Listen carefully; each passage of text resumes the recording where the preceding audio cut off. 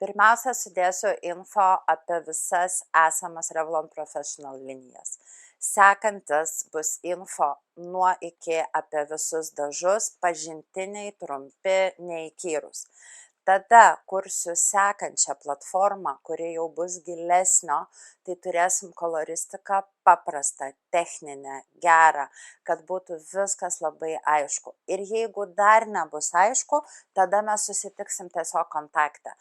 Labai noriu sklaidos, kad jum būtų koncentruoti video, nes dabar mano grupėje video pasimeta, kai kurie informacija pasensta, tai norėsiu tiesiog turėti platformą, kurioje viskas sudėta nuo iki. Duokite man laiko ir aš prižadu, padirbėsiu sunkiai, bet jums viskas bus aišku, o jeigu bus neaišku, susitiksime.